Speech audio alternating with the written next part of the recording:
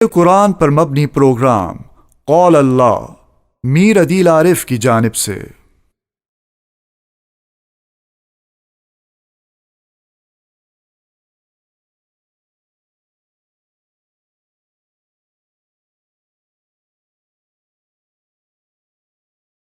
بسم اللہ الرحمن الرحیم۔ پروگرام قول اللہ میں آج ہم انشاءاللہ سورہ قیامہ کا دونوں رکوع اسی ایک ایپیسوڈ کے اندر جو ہے انشاءاللہ مکمل کریں گے۔ علی حسب ترتیب سب سے پہلے سورہ قیامہ کا لفظی ترجمہ ہوگا اور اس کے بعد اس کی مختصر جیسی تشریح اور تفسیر ہوگی۔ اعوذ باللہ من الشیطان الرجیم، بسم اللہ الرحمن الرحیم۔ لا اقسم بیوم القیامہ، میں قسم کھاتا ہوں قیامت کے دن کی۔ ولا اقسم بالنفس اللوامہ، اور نہیں میں قسم کھاتا ہوں اس نفس کی جو ملامت کرنے والا ہے۔ ایحسب الانسان، کیا انسان گمان کرتا ہے، الن نجمع عظامہ، کہ ہم ہرگز جمع نہ کریں گے اس کی ہڈیوں کو۔ بلا، کیوں نہیں، قادرین، ہم قدرت رکھتے ہیں، علی، اس بات پر بھی، ان نسوی بنانہ، کہ ہم برابر کر دیں اس کے پوروں کو۔ بل یرید الانسان، بلکہ انسان ارادہ کرتا ہے، چاہتا ہے، لیفجر امامہ، کہ وہ فسق کرے، فجور کرے، نافرمانی کرے اپنے آگے کی زندگی میں بھی۔ یسألو،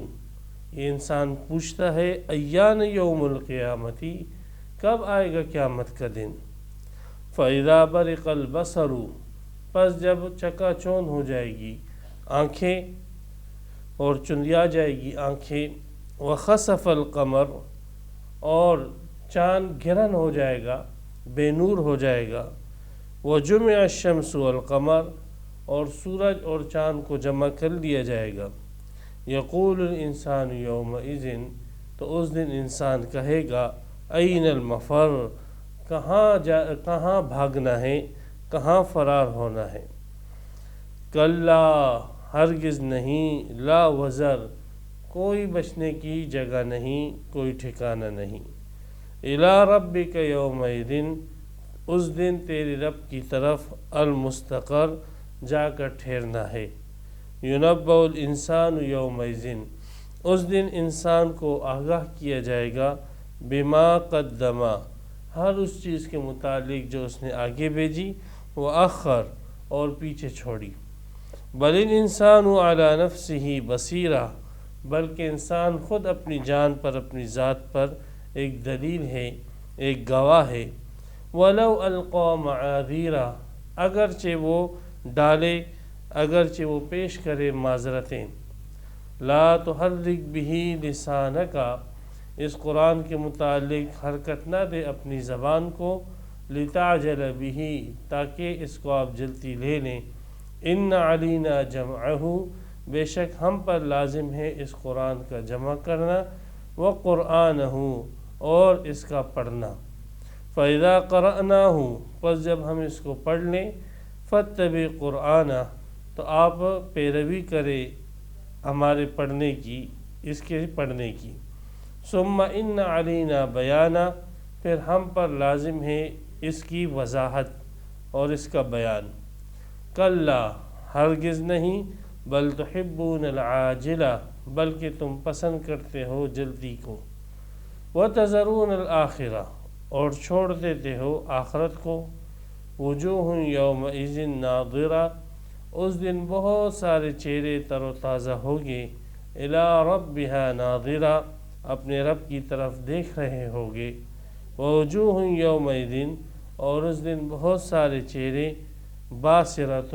اداس ہوگے۔ تظن، یہ گمان کریں گے، ان یفعل بہا، کہ ان کے ساتھ سختی کی جائے گی، فاقرۃ، کمر توڑ دینے والی۔ کلا، ہرگز نہیں، اذا بلغت التراقیہ، جب جان پہنچ جائے گی حلق تک، وقیلا، اور کہا جائے گا، من راق، کون ہے دم ڈالنے والا، وظن انہ الفراق،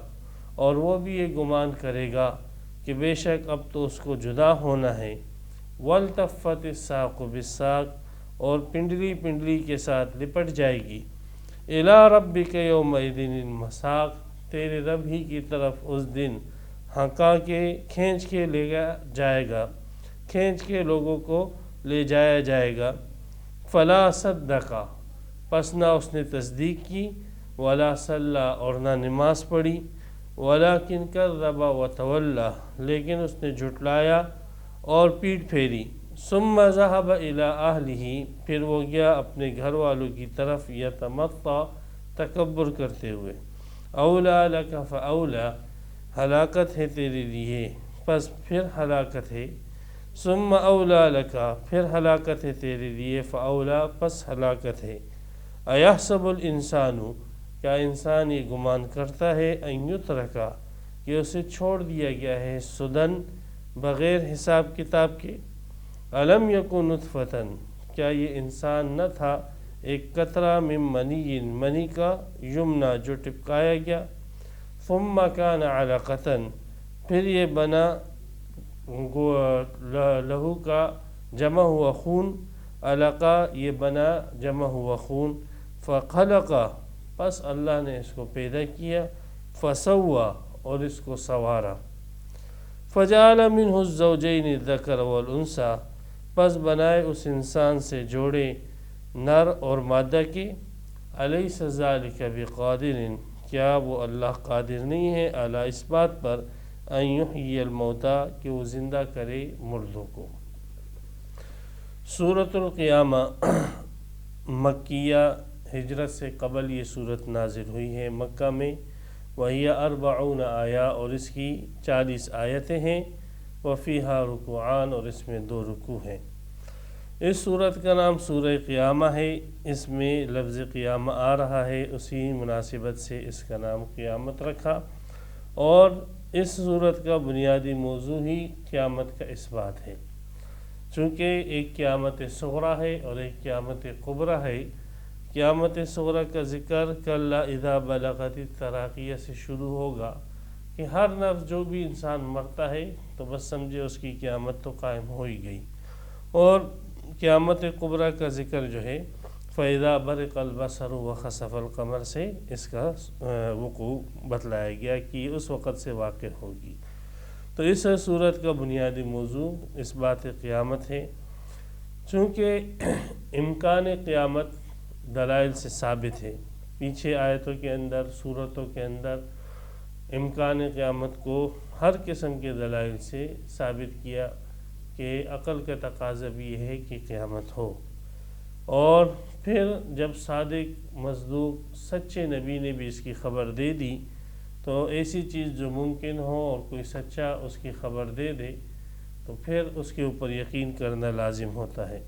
تو قیامت کے وقوع کی خبر جو ہے وہ سچے نے بھی دے دی، تو ایک امکان بھی اس کا ہے اور اس کا وقوع بھی ہے۔ اس لیے قیامت کا انکار کرنا یہ عقل کا بھی انکار کرنا ہے اور نقل کا بھی انکار کرنا ہے۔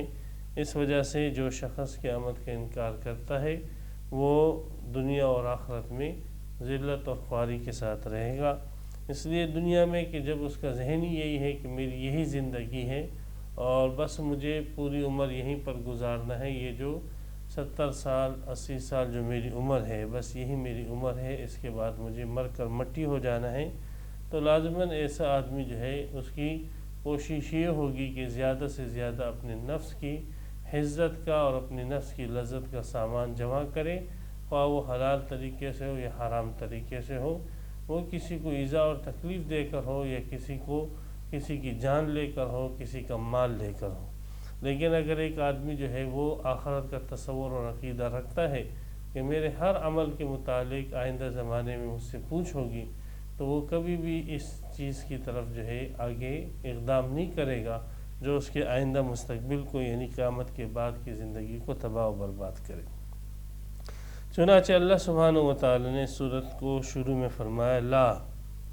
لا جو ہے یہ قسم کی تاکید کے لیے عربی زبان میں لائی جاتی ہے۔ جب جس چیز پر قسم کھائی جا رہی ہے وہ اس کی موقت کرنا اور بات مضبوط کرنا ہو تو اہل عرب جو ہے شروع میں لا نافیہ لے کر آتے ہیں، لا نہیں، اقسم بیوم القیامہ، میں قسم کھاتا ہوں قیامت کے دن کی۔ اب یہاں پر قیامت کے دن کی قسم کھا کر قیامت کو ہی ثابت کرنا ہے۔ تو گویا کہ قیامت ایک ایسی حقیقت ہے کہ خود اس کا وجود ہی اپنے ہونے کے اوپر دلیل ہے، اس کے لیے کوئی خارجی دلیل کی ضرورت ہی نہیں ہے، بلکہ قیامت ایک ایسی حقیقت ہے کہ اس کے لیے کسی خارجی دلیل کی کوئی ضرورت ہی نہیں ہے۔ یہ اس قدر پختہ حقیقت ہے کہ اللہ سبحانہ و تعالیٰ اس دن کی قسم کھا رہے ہیں، اور اس دن کی قسم کھا کر اللہ تعالیٰ نے جہاں اس کی عظمت کو بتلایا، وہاں اس کے حق ہونے کو اور اس کے سچ ہونے کو بھی اللہ تعالیٰ نے واضح اور ظاہر فرما دیا۔ وَلَا أُقْسِمُ بِالنَّفْسِ اللَّوَّامَةِ، اور نہیں میں قسم کھاتا ہوں اس نفس کی جو ملامت کرنے والا ہے۔ ہر انسان میں ایک نفس ہوتا ہے جو اس کو برائی کی ترغیب دیتا ہے، اس کو نفس امارہ کہتے ہیں، جیسے 13ویں سپارے کے شروع میں ہے وَمَا أُبَرِّئُ نَفْسِي إِنَّ النَّفْسَ لَأَمَّارَةٌ بِالسُّوءِ۔ دوسرا نفس مطمئن ہوتا ہے کہ یہی نفس امارہ کی جب اصلاح کر دی جاتی ہے اور پھر وہ گناہ کرنے سے متنفر ہوتا ہے اور نیکی میں اس کو رغبت ہوتی ہے، تو یہ نفس جو ہے انسانی نفس، یہ نفس مطمئنہ بن جاتا ہے، جس کا ذکر سورہ فجر کی آخری آیتوں میں ہے، یا ایتھا النفس المطمئنہ ارجعی الی ربکی راضیۃ مرضیہ۔ تیسرا جو بیچ کا دورانیہ ہے، اس دورانیے میں نفس کا نام ہے نفس لوامہ۔ لوام کہتے ہیں ملامت کرنے والا۔ تو نفس چونکہ مؤنث ہے، اس لیے اس کی صفت مؤنث لوامہ لے کر آئے ہیں کہ یہ نفس جو ہے یہ انسان کو ملامت کرتا رہتا ہے۔ اب یہ چونکہ بچپن کا دور تھا اور بے عقلی کا دور تھا، تو بس اس کے سامنے ذہن یہی تھا کہ بس مجھے جو ہے کیا نام ہے اپنی خوشی کو پورا کرنا ہے، وہ جائز ناجائز پاک ناپاک ان چیزوں کو نہیں سمجھتا تھا۔ لیکن جب وہ بچپن سے لڑکپن اور پھر جوانی کے اندر اس نے قدم رکھا اور اس کو دین کی بات معلوم ہوئی اور حقیقت اس کو معلوم ہوئی، اچھائی برائی اس کو علم ہوا، تو اب جب وہ برائی کرتا ہے تو اس کا نفس اس کو ملامت کرتا ہے، اور اگر کسی برائی کسی نیکی کام کے اندر وہ پیچھے ہٹتا ہے، تاخیر کرتا ہے، تو اس کا نفس اس کو ملامت کرتا ہے۔ تو یہ بھی قیامت کے اس بات پر اور ثبوت پر ایک دلیل ہے کہ اللہ سبحانہ و تعالی نے تو آپ کے اندر ایک ضمیر کی صورت میں، نفس لوامہ کی صورت میں ایک چیز آپ کے اندر اللہ تعالی نے رکھ دی ہے، جو آپ کے اچھے کاموں پر آپ کو جو ہے آپ کی حوصلہ افزائی کرتا ہے، اور جو آپ کے برے کاموں پر آپ کو ملامت کرتا ہے، اور اچھے کاموں میں جو ہے پیچھے رہ جانے پر آپ کو ملامت کرتا ہے۔ تو جب اللہ تبارک و تعالی نے اس دنیا کے اندر آپ کے افعال کو اس طریقے سے نہیں چھوڑا، بلکہ ایک نفس کو آپ کے اندر، ایک ضمیر کو آپ کے اندر فٹ کیا ہے، جو اچھائی اور برائی پر آپ کو جو ہے آگاہ کرتا رہتا ہے، تو قیامت کو اللہ تبارک و تعالی جو ہے وہ کیوں نہیں رکھیں گے کہ جہاں پر ہر انسان کے ہر عمل کا جو ہے اس کو بدلہ دیا جائے، اور اس کے ایک بڑا جو ہے دن جس کا ڈر جو ہے انسان کے اندر ہو، اور جو انسان کو برے اعمال سے جو ہے بچائے، اور جس کی وجہ سے انسان جو ہے اپنی اصلاح کرے اور اچھے اعمال کے اندر رغبت رکھے۔ تو جب اللہ تعالیٰ نے انسان کے دل کے اندر اور انسان کے وجود کے اندر نفس لوامہ رکھا ہے،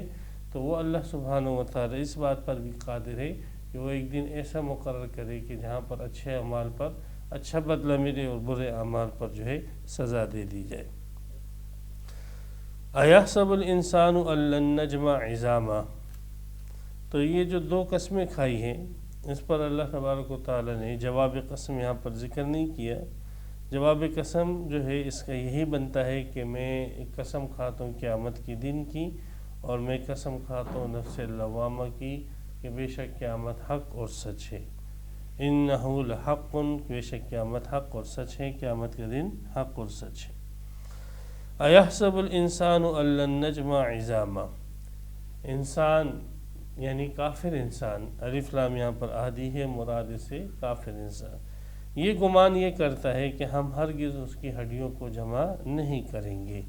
جیسے کہ ایک واقعہ بھی آتا ہے روایتوں میں، بغوی نے اس کو نقل کیا ہے کہ نبی اکرم صلی اللہ علیہ وسلم کے پڑوس میں عدی رہتے تھے جو اخنس بن شریق کے داماد تھے، کافر تھے،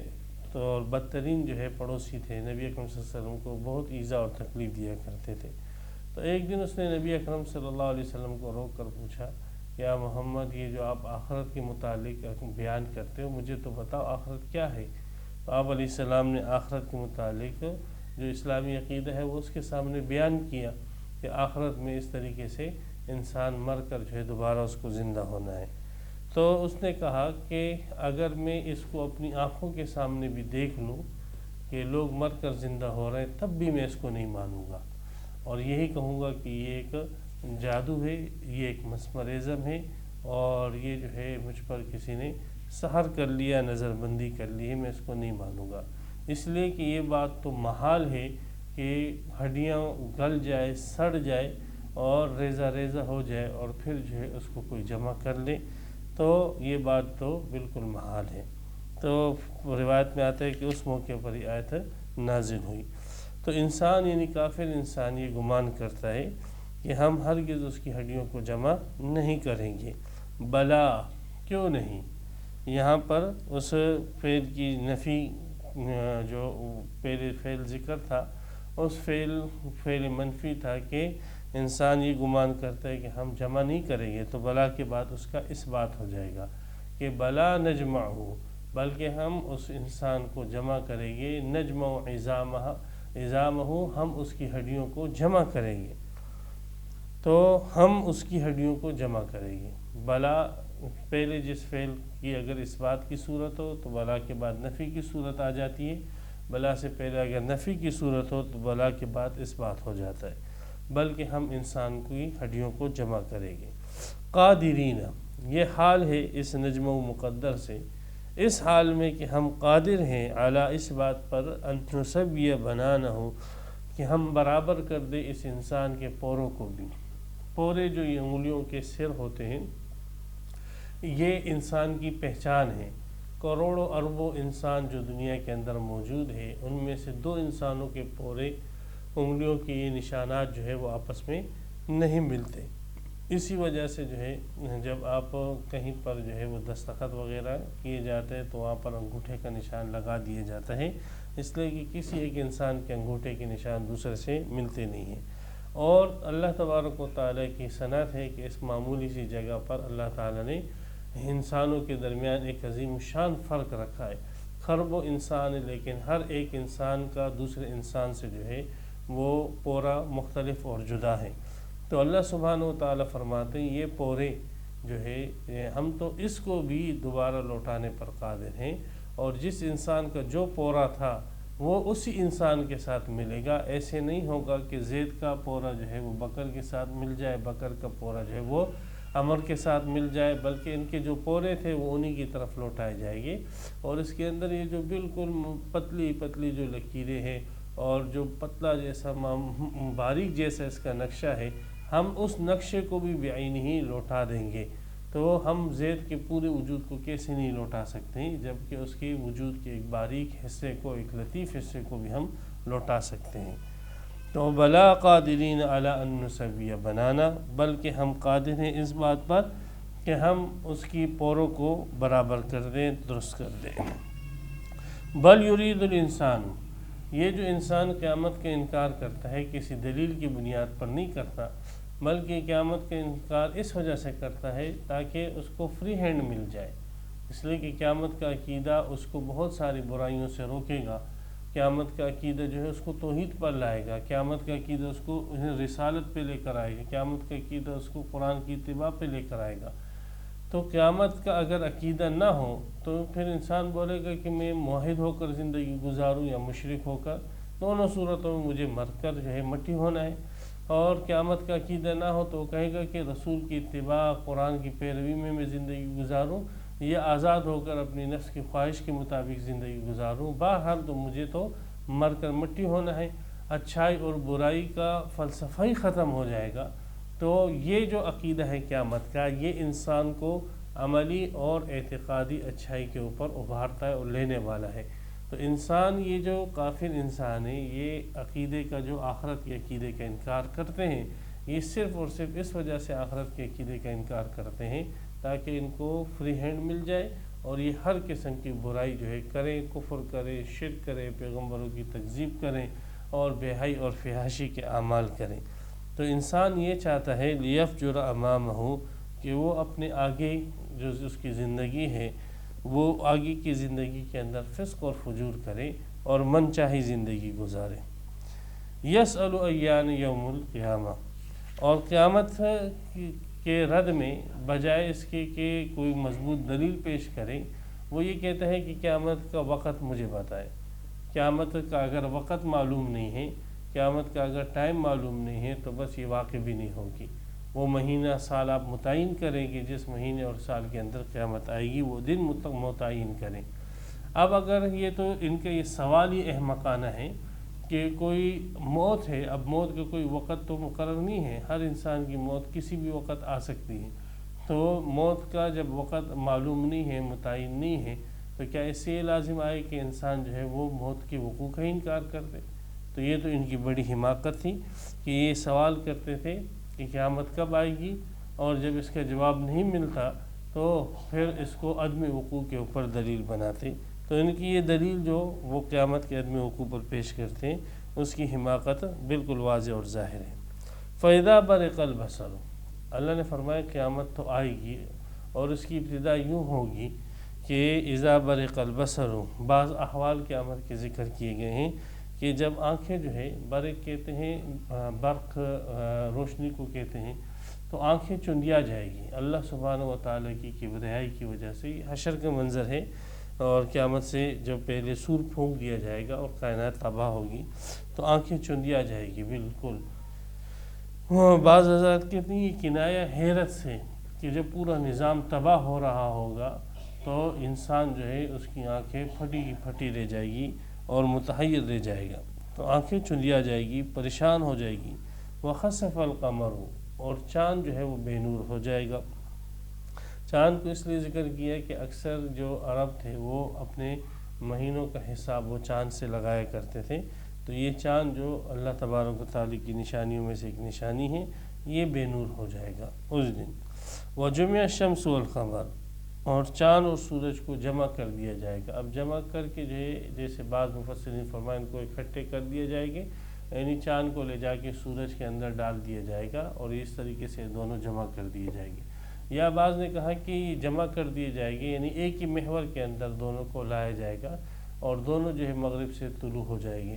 اور بعض نے کہا کہ جمع کرنے کا مطلب یہ ہے کہ جیسے چاند بے نور ہو جائے گا تو سورج بھی بے نور ہو جائے گا، اس لیے کہ چاند کی روشنی جو ہے وہ ذاتی نہیں ہے بلکہ وہ سورج سے مستفید ہے، تو جب چاند بے نور ہوگا تو یہ خود بخود اس بات کی دلیل ہے کہ سورج بھی بے نور ہو جائے گا۔ تو بہرحال چاند اور سورج کو جمع کر لیا جائے گا، وہ جمع کرنے کی صورت اور حقیقت کیا ہے، یہ مختلف جو ہے تین رائے میں نے مفسرین حضرات کی بیان کر دی۔ تو یہ جب یہ ہولناک کیفیتیں ہوگی اور یہ پورا نظام آسمان کا تباہ ہوگا تو یقول الانسان یومئذ، اس دن انسان کہے گا این المفر، کہ اب کہاں جاؤں، کہاں بھاگوں میں، فرار کہاں ہوں۔ اس دن پوچھ رہا تھا دنیا میں ایان یوم القیامہ، کہ کب آئے گی، اور اب جو ہے وہ کہہ رہا ہے کہ این المفر، کہ اب میں بھاگوں تو کہاں بھاگوں۔ کلا، ہرگز نہیں، اب کوئی بھاگنے کی جگہ نہیں۔ لا وزر، وزر کہتے ہیں پناہ کو، ای لا وزر لا ملجا، اب کوئی پناہ کی جگہ نہیں ہے، کوئی بچنے کی جگہ نہیں ہے۔ الی ربک یومئذ المستقر، اب تو ٹھہرنا ہے تیرے رب کے پاس ہی جا کر، اس دن جو ہے وہیں پر سب کو جمع ہونا ہے، وہیں پر حاضری ہوگی، حشر کے میدان ہوگا تو رب کے حضور سب کی حاضری ہوگی، وہیں پر سب ٹھہرے گے۔ اس وقت پھر حساب کتاب شروع ہو جائے گا۔ یونب الانسان، انسان کو بتلا دیا جائے گا یومئذ، اس دن، بما قدم واخر، جو اس نے آگے کیا اور پیچھے کیا۔ مفسرین فرماتے یہ کنایہ ہے اس کے تمام اعمال سے، کہ جو اعمال اس نے کیے ہیں وہ سارے کے سارے اعمال جو ہے اس کے سامنے لا کے دھر دیے جائیں گے۔ بعض حضرات نے کہا کہ بما قدم سے مراد یہ ہے کہ جو اعمال اس نے آگے بھیجے وہ اخر، اور اخر سے مراد یہ ہے کہ اس کے اعمال کے جو اثرات پیچھے رہ چکے ہیں تو ان اثرات کو بھی اللہ تبارک و تعالیٰ اس کے سامنے ظاہر فرما دے گے۔ اگر اس نے کوئی اچھی چیز جو ہے پیچھے اچھا طریقہ چھوڑا ہے، کوئی مدرسہ اس نے بنایا تھا، کوئی یتیم خانہ اس نے بنایا تھا، کوئی اس نے اچھا کام کیا تھا اور کوئی اچھی کتاب لکھی تھی جس کی وجہ سے لوگ جو ہے اس کو پڑھ رہے اور ہدایت پا رہے ہیں، تو جو اس نے پیچھے چھوڑا ہے، کوئی اچھا اثرات پیچھے چھوڑے ہیں تو اچھے اثرات بھی اس کو بتلا دیے جائیں گے، اور جو برے اثرات اس نے پیچھے چھوڑے ہیں تو برے اثرات بھی اس کو بتلا دی جائے گی۔ جیسے حدیث میں آتا ہے بخاری شریف کی کہ نبی اکرم صلی اللہ علیہ وسلم نے فرمایا کہ قیامت تک جتنے قتل ہوتے رہیں گے سب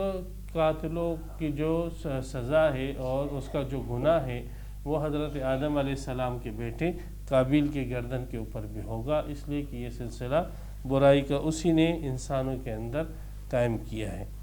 تو فرمایا بما قدم و اخر، اس دن انسان کو بتلا دیے جائے گے اس کے تمام کے تمام اعمال جو اس نے آگے کیے جو پیچھے کیے، یا بما قدم و اخر جو اس نے آگے بھیجے اور جو اس کے پیچھے ثمرات رہ گئے، یا بما قدم و اخر جو نیکیاں اس نے کی ہیں اور جن نیکیوں کے اندر وہ پیچھے رہ گیا تھا وہ بھی بتلا دیے جائیں گے، یا بما قدم و اخر جن نیکیوں کے اندر وہ آگے بڑھا اور جن گناہوں سے وہ پیچھے ہٹا وہ بھی بتلا دی جائے گی، یا بما قدم و اخر جن گناہوں پر اس نے پیش قدمی کی اور جن نیکیوں سے وہ پیچھے ہٹا وہ بھی اس کو بتلا دیے جائیں گے۔ بہرحال یہ تمام یہ لفظ یہ جملہ جو ہے تمام اعمال کا احاطہ کرتا ہے۔ بل الانسان علی نفسہ بصیرہ، انسان کو جو یہ آگاہی دی جائے گی تو یہ انسان کی آگاہی اللہ تبارک و تعالیٰ تو علام الغیوب ہے، انسان کی آگاہی کے لیے جو تدبیر اختیار کی گئی ہے کہ اس کے نامہ اعمال کے ذریعے سے اس کو اس کے اعمال بتلا دیے جائیں گے، یہ انسانوں کے دستور اور قانون کے مطابق ہیں، ورنہ انسان جو ہے خود انسان کا اپنا وجود وہ انسان کے تمام اعمال کے اوپر گواہ ہے۔ اللہ تعالیٰ فرماتے بل الانسان علی نفسہ بصیرہ، بلکہ انسان خود اپنی ذات کے اوپر شاہد گواہ ہے۔ بصیرہ امام ابن عباس نے کی ہے شاہد کے ساتھ، یعنی گواہ ہے کہ انسان، یا جیسے جو ہے بعض حضرات نے کیا کہ انسان خود اپنی جان کے خلاف جو ہے بصیرت ایک حجت اور دلیل ہے کہ انسان کے جو اعضاء ہیں یہ خود اس کے خلاف قیامت کے دن گواہی دیں گے کہ بالکل اس شخص نے یہ کام کی، یہ گناہ کیے تھے، یہ افعال اس شخص نے کیے تھے۔ تو یہ جو صحیفہ ہے نام اعمال ہے اس کی بھی ضرورت نہیں ہے، لیکن ایک رسم کے طور پر اور ایک قانون کے طور پر جو ہے جو کہ انسانوں کا قانون ہے تو اس قانون کے مطابق جو ہے اللہ تبارک و تعالیٰ نے ان کے اعمال کے پورے رجسٹر اور پورا ریکارڈ جو ان کے سامنے رکھ دیں گے، ورنہ انسان خود اپنی ذات کے اوپر گواہ ہے، انسان خود اپنی ذات کے خلاف جو ہے وہ دلیل ہے۔ وَلَوْ أَلْقَى مَعَاذِيرًا، اب یہ سب معاملات انسان کے سامنے ہوں گے، اگرچہ انسان اس وقت جو ہے عذر لنگ پیش کرے گا، معذرتیں پیش کرے گا کہ میں نے اس وجہ سے کیا، یہ گناہ کفر مجھ سے اس وجہ سے یہ ہوا اور مجھے جو ہے اس نے بہکا دیا تھا، اس نے بہکا دیا تھا، اس قسم کے اعذار وہ پیش کرے گا، لیکن اس دن کسی قسم کا عذر جو ہے اس کا نہیں سنا جائے گا۔ لا تحرک بہ لسانک لتعجل بہ، یہاں سے لے کر جو ہے ثم ان علینا بیانہ تک نبی اکرم صلی اللہ علیہ وسلم کو خطاب ہے، اور اس کی شان ورود میں یہ ہے کہ نبی اکرم صلی اللہ علیہ وسلم وحی کے نزول کے وقت بقول ابن عباس بڑی مشقت اٹھاتے تھے، اور وہ مشقت یوں ہوتی تھی، بخاری شریف میں ہے کہ حضرت جبرائیل علیہ السلام جب وحی کی تلاوت کرتے تو آپ علیہ السلام بھی اس کے ساتھ وحی کی تلاوت کرتے تھے کہ مبادا ایسے نہ ہو کہ کوئی لفظ جو ہے مجھ سے چھوٹ جائے اور مجھے یاد نہ رہے، تو وہ بھی اس کے ساتھ ساتھ جو ہے وہ پڑھنے کی کوشش کرتے، اس کو دہرانے کی کوشش کرتے، یاد رکھنے کی کوشش کرتے، تو اس کی وجہ سے آپ علیہ السلام کو بڑی مشقت ہوتی کہ ایک تو سننا بھی ہے اور اس وقت ساتھ ساتھ پڑھنا بھی ہے اور سمجھنا بھی ہے اور یاد رکھنا بھی ہے۔ تو آپ علیہ السلام کی اس مشقت کا اللہ سبحانہ و تعالی نے یوں ازالہ فرمایا یہ وہ آیت نازل ہو گئی اور یہ حکم دیا گیا کہ اب آپ نے جو ہے غور سے جبرائیل علیہ السلام کی بات کو اور وحی کو سننا ہے، اور خود آپ نے اس کے ساتھ زبان کو حرکت نہیں دینی ہے۔ ہاں باقی یہ ہے کہ دلوں کے اندر محفوظ کرنا وہ ہمارا کام ہے، ہم آپ کے دل کے اندر اس کو محفوظ کر دیں گے۔ تو یہ شفقت ہے اور اللہ تعالیٰ کے کرم کا معاملہ ہے، اور یہ بھی ایک قسم کا معجزہ ہے نبی اکرم صلی اللہ علیہ وسلم کا کہ لا تحرک بہ لسانک، حرکت نہ دیں اس قرآن کے ساتھ اپنی زبان کو، لتعجل بہ، تاکہ آپ اس کو جلدی لے لیں، یعنی آپ تعلیم کے اندر اس کو جلدی لے لیں، اس کے ساتھ آپ اپنی زبان کو حرکت نہ دیں، اپنی زبان کو بند کر کے رکھیں، مشقت میں آپ اپنے آپ کو مت ڈالیں۔ یہ سب آپ اس لیے کر رہے ہیں تاکہ قرآن کو یاد کر لیں تو اس سے بے فکر ہو جائے۔ ان علینا جمعہ، بے شک ہمارے ہی ذمہ ہے قرآن مجید کا جمع کرنا، و قرآنہ، اور پڑھنا، صحیح، اس کے ہم آپ کی ہی زبان سے پھر اس کو پڑھا دیں گے۔ قرآن یہاں پر مصدر ہے، پڑھنے کے معنی میں آتے ہیں کہ اس کا پڑھنا مطلب یہ ہے کہ آپ اس کی زبان سے پڑھوا دینا، یہ ہمارے ذمہ ہے۔ تو اللہ تبارک و تعالی نے نبی اکرم صلی اللہ علیہ وسلم کے سینے مبارک کے اندر اس قرآن کو محفوظ فرمایا، اور یہ آپ علیہ السلام کا معجزہ کہ بڑی بڑی صورتیں اور آیتیں آپ علیہ السلام سنتے، ایک مرتبہ سنتے، اور بغیر کسی کمی بیشی کے من و عن جو ہے آپ علیہ السلام اسی طریقے سے اس آیتوں کو امت کے سامنے پیش کر دیتے۔ تو اس میں اللہ تبارک و تعالی نے آپ کے ساتھ یہ معاملہ فرمایا، اور اس میں ادب بھی یہ سکھایا گیا کہ جب قرآن مجید کی تلاوت کوئی کر رہا ہو تو آپ اس کے ساتھ نہ پڑھیں، یہ قرآن مجید کے ادب کے خلاف ہے۔ اسی وجہ سے امت کا اجماع ہے، علماء فقہاء کرام کا، محدثین کے اتفاق اور اجماع ہے کہ اگر نماز میں امام جو ہے وہ قرات کر رہا ہو تو آپ اس کے ساتھ قرات نہ کریں، یہ حرام ہے، ناجائز ہے، اس لیے کہ اللہ تعالی نے حکم دیا ہے اذا قرئ القرآن فاستمعوا له وانصتوا، کہ جب قرآن پڑھا جائے تو آپ کان لگا کر سنیں، اور اگر آواز نہ بھی آئے آپ کو یا آئے آپ کو لیکن انصتوا، آپ نے اپنی زبان کو حرکت نہیں دینی ہے۔ تو یہاں پر بھی یہ ادب سکھایا گیا ہے کہ قرآن مجید جب پڑھا جا رہا ہو تو آپ نے اپنی زبانوں کو حرکت نہیں دینی، آہستہ بھی آپ نے قرآن نہیں پڑھنا ہے بلکہ خاموشی سے قرآن کو سننا ہے۔ ان علینا جمعہ و قرآن فاذا قرأناہ، پس جب ہم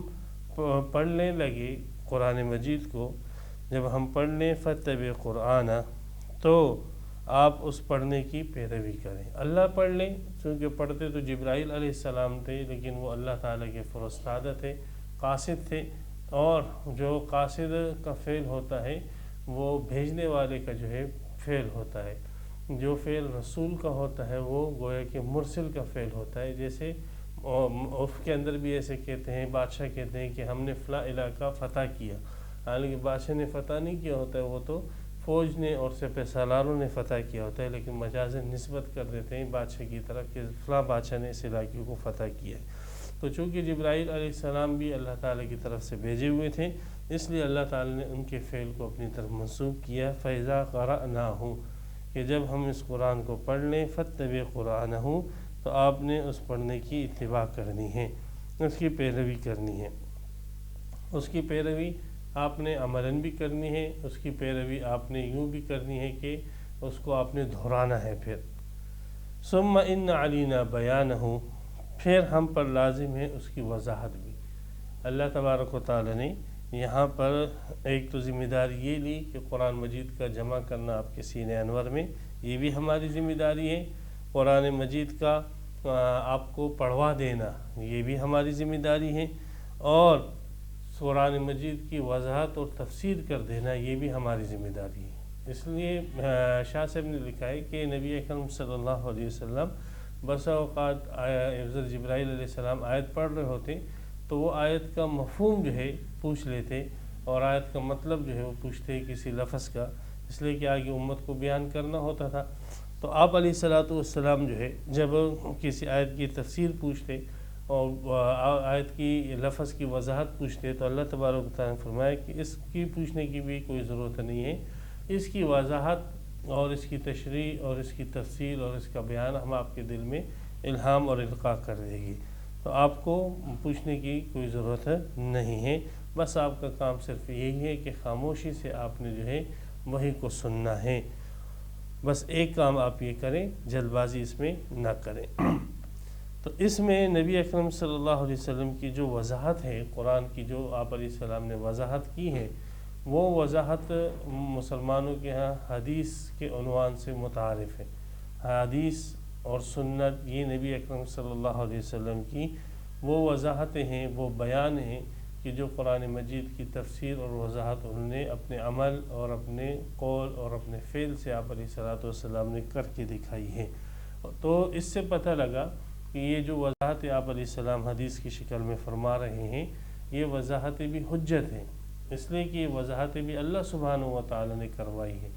یہ اللہ تعالی کی طرف سے ہے۔ تو جیسے قرآن حجت ہے اسی سے جو ہے معلوم ہوا کہ حدیث پاک بھی حجت ہے،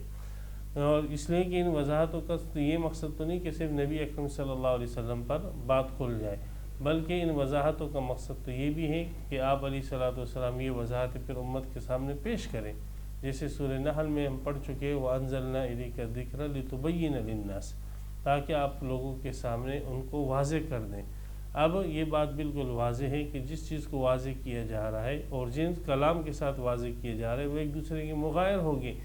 تو آپ علیہ الصلوۃ والسلام کی جو تفسیر ہے وہ عین قرآن نہیں ہوگی بلکہ قرآن کے علاوہ ہوگی، جس کو مسلمانوں کی اصطلاح میں احادیث اور سنت رسول کہتے ہیں۔ تو بہرحال یہ آیتیں جو ہے دلیل ہے اس بات پر بھی کہ جیسے قرآن حجت ہے اسی طریقے سے قرآن کی تفسیر اور بیان جو رسول پاک صلی اللہ علیہ وسلم کے دہن مبارک سے ہوئی ہے اور آپ علیہ السلام کے افعال سے ہوئی ہے وہ بھی حجت ہے، اس لیے کہ وہ اللہ تبارک و تعالیٰ کا ہی بیان ہے۔ یہ بیچ میں 5 کے قریب آیتیں جو یہ آئی ہیں لا تحرک بہ لسانک لتعجل، یہ 4 آیتیں جو آئی ہیں اس کا ربط کیا ہے ان کے ساتھ، ما قبل اس کے ساتھ ان کا تعلق اور ربط کیا ہے؟ تو مفسرین نے جو ہے اس کے متعلق مختلف ربوط بیان کرنے کی کوشش کی ہے، ہر ایک نے اپنے اپنے ذوق کے مطابق جو ہے کوئی ربط نکالا ہے یہاں پر۔ تو علامہ شبیر احمد عثمانی رحمۃ اللہ علیہ نے فرمایا کہ اس میں ربط یہ ہے کہ یہ خود آپ علیہ الصلوۃ والسلام کے سینے میں قرآن مجید کا جمع ہو جانا، طویل کلام کا جو ہے ایک ہی مرتبہ سننے سے جمع ہو جانا اور پھر آپ کی زبان سے تفسیر کے ساتھ اس کا ادا ہو جانا، یہ خود ایک معجزہ ہے۔ تو جو اللہ تبارک و تعالیٰ آپ کے سینے میں اس طریقے سے سینکڑوں الفاظ جمع کر سکتے ہیں، سینکڑوں حروف جمع کر سکتے ہیں، سینکڑوں حرکات جمع کر سکتے ہیں، پھر اس کی تفسیر اور بیان آپ سے کروا سکتے ہیں اور اس کی وضاحتیں آپ سے کروا سکتے ہیں، تو وہ اللہ جو ہے کیا اس بات پر قادر نہیں ہوگا کہ وہ اجزاء متفرقہ جو انسان کے ہے اس کو جمع کر کے اسی حالت میں جس حالت میں پہلے انسان تھا اسی حالت میں دوبارہ اس کو زندہ کھڑا کر دے؟ یہ کیسے نہیں ہو سکتا، بلکہ جیسے ایک اللہ تعالیٰ نے پیغمبر کے سینے میں ان علوم کو جمع کر کے پھر آپ علیہ الصلوۃ والسلام کے قول اور فعل سے اس کو ظاہر کروایا، تو اسی طریقے سے اللہ تبارک و تعالیٰ جو اس بات پر بھی قادر ہے کہ اجزاء متفرقہ کو اللہ تعالیٰ جمع کر کے اور انسان کو قرآنی شکل اور صورت میں اللہ تعالیٰ جو ہے وہ ظاہر کر دے۔ تو یہاں پر یہ گویا کہ قیامت کے دلیلوں میں سے ایک نظیر ہو جائے گی اور قیامت کے وقوع کے اوپر جو ہے ایک قسم کا نظائر سے استدلال ہو جائے گا، یہ اس کی ایک نظیر ہو گئی ہے۔ کلا بل تحبون العاجلہ، اب یہاں پہ تفسیر عزیزی کے اندر بھی اس کو بما قدم مؤخرہ کے ساتھ جو ہے ربط بیان کیا ہے، انہوں نے بیان کرنے کی کوشش کی ہے کہ انسان جو ہے بعض چیزوں میں پیش قدمی کرتا ہے حالانکہ وہ پیش قدمی کی چیز نہیں ہوتی، اور بعض چیزوں میں پیچھے ہٹتا ہے حالانکہ وہ پیچھے ہٹنے کی چیز نہیں ہوتی، پیش قدمی کی چیز ہوتی ہے۔ تو فرمایا کہ یہ گویا کہ علامہ جو ہے شاہ عبدالعزیز رحمۃ اللہ فرماتے ہیں یہ اس کی ایک نظیر ہے کہ نبی اکرم صلی اللہ علیہ وسلم تعلیم کے موقع پر پڑھنے میں پیش قدمی کر رہے تھے حالانکہ وہ پیش قدمی کی جگہ نہیں تھی، اور جس وقت آپ کو وحی سنائی جا رہی تھی آپ اس وقت اس کی تفسیر پوچھ رہے تھے حالانکہ یہ اس وقت پیش قدمی کی جگہ نہ تھی، اور اس وقت آپ علیہ السلام کو پیچھے ہٹنا تھا اور صرف وحی کو سننا تھا۔ تو یہ گویا کہ بما قدم مؤخر کی شاہ سے فرماتے ہیں ایک قسم کی توضیحی مثال ہو گئی ہے کہ دیکھو یہاں پر آپ نے آگے بڑھنا تھا اور آپ یہاں پر جو ہے آگے یہاں پر آپ کو آگے نہیں بڑھنا تھا لیکن یہاں پر آپ کیا ہوئے آگے بڑھے ہیں، یہاں پر آپ کو پیچھے ہٹنا تھا لیکن یہاں پر آپ پیچھے نہیں ہٹے۔ تو یہ ایک قسم کی ایک تنبیہی بما قدم مؤخر کی ایک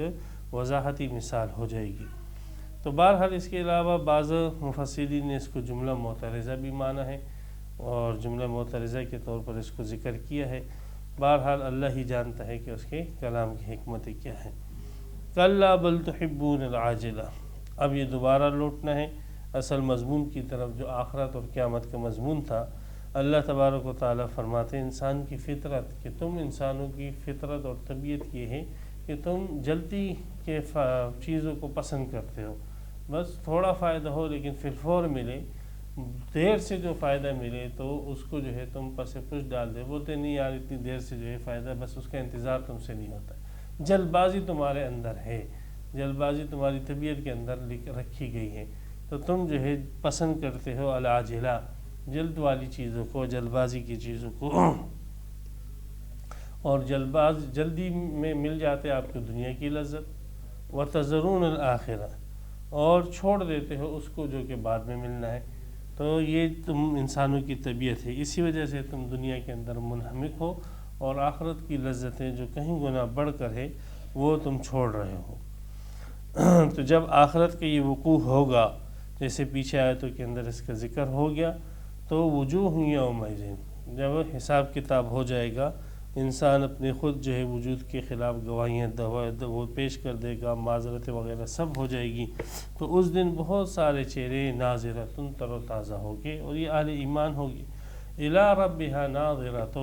اپنے رب کی طرف دیکھ رہے ہوں گے۔ اور اس سے اہل سنت والجماعت کے مسلک کی تائید ہوتی ہے کہ قیامت میں اللہ تعالیٰ کا دیدار ہوگا، اور اس کے متعلق احادیث متواترہ آئی ہے۔ نبی اکرم صلی اللہ علیہ وسلم نے فرمایا انکم سترون ربکم عیانا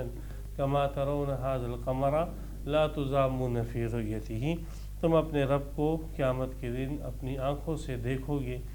جیسے تمہیں چاند کے دیکھنے میں کوئی دقت پریشانی نہیں ہوتی ہے، اسی طرح اپنے رب کے دیکھنے میں کوئی تمہیں دقت اور پریشانی نہ ہوگی۔ تو الی ربہا ناظرہ، اس سے بھی اہل سنت نے استدلال کیا اس بات پر کہ قیامت کے دن یہ جو چہرے ہوگے یہ اہل ایمان کے، یہ اپنے رب کی طرف دیکھ رہے ہوگے۔ یہاں پر مخالفت میں معتزلہ حضرات ہیں۔ معتزلہ ایک فرقہ تھا جو بہت سارے عقائد کے اندر اہل سنت والجماعت سے جدا تھا۔ ان میں عقائد میں سے ایک عقیدہ یہ بھی تھا کہ وہ قیامت کے بعد جو ہے وہ اللہ تبارک و تعالیٰ کے دیدار کے منکر تھے، اور کہتے تھے کہ قیامت میں اور جنت میں اللہ تعالیٰ کا دیدار نہیں ہوگا۔ تو اہل سنت والجماعت کے دلائل جو ہے وہ قرآن و حدیث کے واضح نصوص تھے، اور معتزلہ جو ہے وہ ان کے پاس عقلی اور منطقی اور فلسفیانہ باتیں تھیں۔ تو یہ بنیادی غلطی ان کو یہی لگی کہ انہوں نے عالم آخرت کو جو ہے وہ عالم دنیا کے اوپر قیاس کیا، اور کہا کہ جب ہم دنیا میں جو ہے اللہ تعالیٰ کو نہیں دیکھ سکتے ہیں، اور تو آخرت میں بھی اللہ تعالیٰ کو ہم نہیں دیکھ سکتے ہیں۔ تو یہ ان کی بنیادی غلطی یہی ہے کہ انہوں نے آخرت کے احوال کو دنیا پر قیاس کیا، اس وجہ سے وہ الی ربہا ناظرہ وغیرہ کی تعویلیں کرتے ہیں اس قسم کی آیتوں کی، لیکن اہل سنت اس کو اپنے ظاہر پر عمل کرتے ہیں۔ ووجوہ یومئذ باسرہ، اور بہت سارے چہرے اس دن جو ہے وہ افسردہ ہوگی۔ بصور باسر کہتے ہیں افسردہ کو، اداس کو، اسی سے اردو کے اندر یہ لفظ آتے ہیں منہ بسوڑنا، یعنی منہ بنانا جو ہے اس کو کہتے ہیں باسرہ، اداس ہونے کو۔ تو بہت سارے چہرے اس دن اداس ہوگی۔ تظن، اور ان چہروں کو یقین ہوگا کہ ان یفعل بہا، کہ ان کے ساتھ سختی کی جائے گی، ایسی فاقرۃ جو کمر توڑ دے گی۔ فقر، فا موٹا قاف اور را، فقر کہتے ہیں ریڑھ کی ہڈی کو۔ تو ایسا بوجھ جو ریڑھ کی ہڈی کو توڑ دے، یہ تو بہت زیادہ سخت اور بھاری بوجھ ہوتا ہے۔ تو کوئی بھی ایسی مصیبت جو انسان کی برداشت سے باہر ہو، عرب والے اس کو فاقرہ کہتے ہیں، یعنی کمر توڑ جو ہے مصیبت جو انسان کی کمر کو توڑ دے۔ تو یہاں تک یہ تو آخرت میں انجام ہو جائے گا، ایک فرقہ جنت میں چلا جائے گا اور ایک فرقہ جہنم میں۔ یہ تو قیامت کبریٰ کا ذکر تھا۔ اب قیامت صغریٰ، کہ مرنے کے بعد ہر آدمی کی قیامت تو قائم ہو جاتی ہے۔ کلا، ہرگز نہیں، یہ جو قیامت کے انکار کر رہے ہیں ان کے پاس کسی قسم کی کوئی دلیل نہیں ہے، ان کی یہ باتیں بالکل غلط ہیں۔ اذا بلغت التراقیہ، جب وہ نفس، وہ روح، وہ جان پہنچ جائے گی تراقی، ترقوہ کہتے ہیں حلق کے دو طرف کی ہڈیوں کو، پھر اس کا عام طور پر ترجمہ گلے کے ساتھ ہی کر دیا جاتا ہے کہ جب وہ سانس پہنچ جائے گی اور وہ روح پہنچ جائے گی حلقوم تک، وکیلا، تو اس وقت لوگ اور جو متعلقین ہوں گے وہ شور شرابہ کر رہے ہوں گے کہ ابھی تو کوئی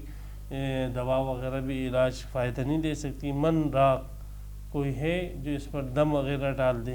راق رقیہ سے ماخوذ ہے، اس کا اس میں فاعل ہے بمعنی دم ڈالنے والا، کوئی ہے جو اس کے اوپر دم وغیرہ ڈالے تاکہ اس کی سانس بحال ہو جائے۔ اور بعض حضرات نے کہا راکن رقا سے ماخوذ ہے، رقا کے معنی جو ہے چڑھنے کے، تو ایسی صورت میں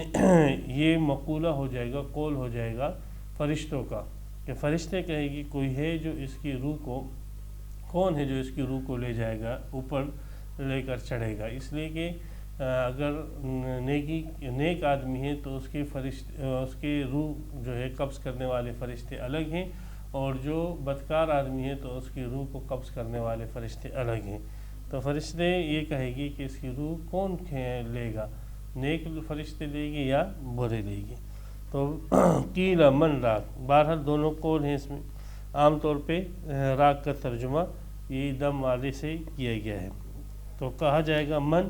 راق، کون ہے جو کہ دم ڈالے۔ راق میں سکتہ ہے، سکتہ اس کو کہتے ہیں کہ سانس جاری رہے اور آواز جو ہے وہ بیچ میں ٹوٹ جائے، یوں کہے وقیل من راق، یوں جو ہے سلسلہ آیت کو جو پڑھا جاتا ہے اس کو سکتہ کہا جاتا ہے، اور قرآن مجید میں 4 مقامات پر سکتے آئے ہیں۔ وظن انہ الفراق، اور یہ میت کو یقین ہو جائے گا کہ اب تو بس اس کو جدا ہونا ہے، اپنے اہل و عیال سے، اپنے مال سے، اپنے ملک سے، اپنے وہ نسبتوں سے، سب چیزوں سے اس کو جدا ہونا ہے، اب تو جدائی کا وقت آ چکا ہے۔ والتفت الساق بالساق، اور لپٹ جائے گی ساق پنڈلی کے ساتھ، پنڈلی کے ساتھ کفن کے اندر جو ہے لپیٹ دی جائے گی، اور کیا نام ہے اس انسان کو دفنا دیا جائے گا۔ تو بعض حضرات نے کہا کہ ساق بالساق یہ کنایہ ہے شدائد اور مشکلات سے، ایک مشکل دوسری مشکل کے ساتھ جو ہے مل جائے گی، ایک تو اس کے اوپر موت کی مشکل ہوگی، اور دوسرا اس کے بعد پھر آخرت کی مشکلیں شروع ہونے والی ہے۔ تو کنایتاً جو ہے عربی زبان میں ساق جو ہے شدائد اور مشکلات کے لیے بھی استعمال ہوتا ہے، کہ ایک مشکل دوسری مشکلات کے ساتھ جو ہے وہ لپٹ جائے گی۔ الی ربک یومئذ، تیرے رب کی طرف ہی اس دن المساق، کھینچ کے لے جایا جائے گا۔ ساق یسوق کے معنی ہے کھینچ کے لے جانا۔ فلا صدق ولا صلی، پس نہ اس نے تصدیق کی اور نہ اس نے نماز پڑھی، یعنی نہ ایمان ہے اس کے اندر اور نہ عمل ہے۔ ولیکن کذب وتولی، بلکہ اس کے برعکس اس نے جھٹلایا، ایمانیات کو جھٹلایا، وتولی، اور منہ پھیرا اس نے اللہ تعالیٰ کی اطاعت کرنے سے۔ تو عقیدہ بھی اس کا غلط اور عمل بھی اس کا غلط، بلکہ بالکل اس کی ضد میں اس نے کیا اسے۔ ثم ذهب الى اهله يتمتع، پھر یہ گیا اپنے گھر والوں کی طرف اکڑتا ہوا، یتمتع کہتے ہیں اکڑنے کو، اکڑ کر چلنے کو کہتے ہیں۔ اولا لک فاولا، یہاں پر 4 مرتبہ اس کے لیے ہلاکت کا بیان ہے کہ ہلاکت ہے تیرے لیے، فاولا پس ہلاکت ہے، ثم اولا پھر ہلاکت ہے تیرے لیے، فاولا پس ہلاکت ہے۔ اولا لکا پہلی ہلاکت موت کے وقت ہے، اس لیے کہ جب فرشتے اس کی روح نکال رہے ہوتے ہیں تو یضربون وجوہہم ادبارہم، تو اس کے منہ اور پیٹھ کو مار رہے ہوتے ہیں، والنازعات غرقا، اور اس کی روح کو بڑی تکلیف دے کر جو ہے اس کی روح کو کھینچ کے نکالتے ہیں فرشتے۔ تو ایک تو اولا لکا موت کے وقت جو ہے سختی ہے، یہ ہلاکت ہے دی، فاولا پھر اس کے بعد دوسری ہلاکت قبر کے اندر اس کا عذاب ہوگا، ثم اولا لکا پھر تیسرے نمبر پر حشر کی رسوائی اور ذلت ہے، وہاں کا عذاب ہے، فاولا پھر اس کے بعد پھر قیامت کی رسوائی اور عذاب ہے۔ تو اس نے یہ 4 کام کیے تھے کہ تصدیق نہیں کی، تکذیب کی تھی، اور نماز نہیں پڑھی، اور منہ پھیر کے تکبر کے ساتھ گیا۔ تو ان چاروں کے مقابلے میں اس کی 4 ہلاکتیں ذکر کی گئی۔ ایحسب الانسان، یہ انسان جو ہے اس کا گمان یہ ہے ان یترک سدی، کہ اس کو مہمل چھوڑ دیا گیا ہے، بیکار۔ ایبل سدی اس اونٹ کو کہتے ہیں کہ جس کی مہار کو چھوڑ دیا جائے اور وہ اپنی مرضی سے کبھی یہاں چرتا ہے کبھی وہاں چرتا ہے، جیسے شتر بے مہار جو اردو کے اندر کہا جاتا ہے، تو یہ سمجھتا ہے کہ اس کو شتر بے مہار اللہ تعالیٰ نے پیدا کیا ہے، اور جہاں اس کا دل چاہے تو منہ مارے، اور جو چیز جو ہے اس کا دل کرے وہ کرے. تو ایسا نہیں ہے. ہم نے اتنا بڑا جو نظام کائنات کا بنایا ہے، اس کائنات کے نظام کا تقاضا یہ ہے کہ اس انسان کے ہر عمل پر جو ہے اس سے پوچھ ہوگی. تو انسان کو گمان یہ ہے کہ اس کو مہمل چھوڑ دیا گیا ہے، اور اللہ تعالیٰ کی طرف سے اس کو زندگی گزارنے کا کوئی دستور نہیں دیا گیا ہے. تو یہ سوچ اس کی غلط ہے. الم یکن نطفۃ من منی یمنی، یہ قیامت کا انکار کیسے کرتا ہے؟ یہ تو اس کے مشاہدے کی بات ہے، اور اس کے روز و شب یہ دیکھتا ہے انسانوں کو کہ اللہ تعالیٰ ان انسانوں کو پیدا کر رہے ہیں ایک نطفے سے. اور نطفہ کیا؟ ایک منی کا قطرہ ہے، یمنا جو عورت کے رحم میں ٹپکا دیا جاتا ہے. بس اتنا کام مرد کرتا ہے. باقی اس کیا نام ہے قطرے سے اللہ تبارک و تعالیٰ علاقتاً ایک خون کا ٹکڑا بنا دیتے ہیں، اور پھر اس کو انسان کو پیدا کرتے ہیں، اور اس کے اعضاء کو بنانے پورا ایک نظام اللہ تعالیٰ اندر چلاتے ہیں. تو جو اللہ تعالیٰ ایک پانی کے قطرے سے ایک جیتا جاتا انسان بنا سکتے ہیں، تو اس اللہ کے سامنے کیا مشکل ہے کہ وہ مٹی کے ذرات سے دوبارہ انسان کو نہ بنائے. تو جو شخص اس مشاہدے دن رات کے مشاہدے میں دیکھ رہا ہے کہ انسان اٹھ رہا ہے، انسان پیدا ہو رہا ہے، وہ پانی کے قطرے سے پیدا ہو رہا ہے، اور پھر وہ آخرت کا انکار کرتا ہے، آخرت کے امکان کو نہیں مانتا، تو اس سے بڑا بے عقل کوئی نہیں ہوگا. اس نے اللہ کو پہچانا ہی نہیں ہے، اس نے اللہ کی قدر ہی نہیں کی ہے. فجعل منہ الزوجین الذکر والانثی، پھر اللہ نے اس میں سے بنائے، جوڑے بنائے، مرد بنائے، عورت بنائے. تو یہ سب کرنے والی ایک اللہ کی ذات ہے. توحید کی بھی دلیل ہے. کبھی ایسے نہیں ہوا خود سب چیزیں خود بخود ہو رہی، نہیں ایسے نہیں ہے. ایک نظام کے تحت جتنے مردوں کی ضرورت ہوتی ہے اللہ اتنے مرد پیدا کرتے ہیں، جتنے عورتوں کی ضرورت ہوتی ہے اللہ اسی تناسب سے عورتوں کو پیدا فرماتے ہیں. کبھی ایسا نہیں ہوا ہے کہ عورتوں کی تعداد بہت زیادہ ہو چکی ہو. اگر یہ چیزیں خود بخود ہو رہی ہوتی تو پھر یہ بھی ہو سکتا تھا مردوں کی تعداد سب مرد ہی مرد ہو اور عورت کوئی پیدا ہی نہیں ہو رہی ہو،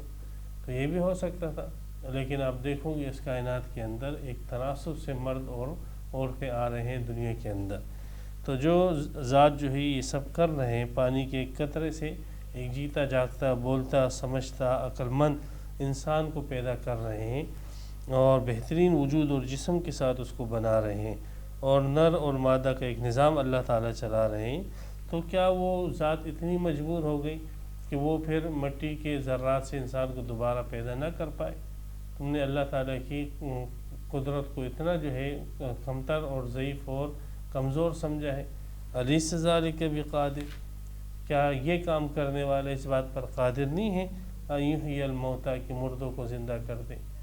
تو یہ سب چیزیں جو ہے یہ تو تمہارے دن رات کے مشاہدے کی چیزیں، یہ خود اس بات کا بین ثبوت ہے کہ اللہ سبحانہ و تعالیٰ انسانوں کو دوبارہ پیدا کرنے کے اوپر قادر ہے. اور اللہ تبارک و تعالیٰ کو ہر انسان کا علم بھی ہے، اور ہر انسان کے جوڑ اللہ تعالیٰ اسی کے ساتھ لگا دیں گے. جیسے النسویہ بنانا میں ہم بیان کر چکے ہیں کہ اس کے چھوٹے سے چھوٹی جو لکیریں تھیں نا، پوروں کی لکیریں، اللہ تعالیٰ اس میں بھی غلطی نہیں کریں گے، وہ بھی اللہ تعالیٰ اس کو لگا دیں گے ہر انسان کو اسی کی. ایسے نہ ہوگی کہ زید کی بکر کو لگا دیں. تو اللہ تبارک و تعالیٰ نے اتنے واضح اور دلائل کے ساتھ خوبصورت انداز میں قیامت کو ثابت کیا. اس وجہ سے سورۃ کا نام سورہ قیامہ رکھا. یہاں پر اس کی 40 آیتیں 2 رکوع مکمل ہوئے. اللہ تعالیٰ ہمیں جو ہے قرآن مجید کی سمجھ اور اس پر عمل کی توفیق عطا فرمائے. تفسیر قرآن پر مبنی پروگرام قول اللہ میر عدیل عارف کی جانب سے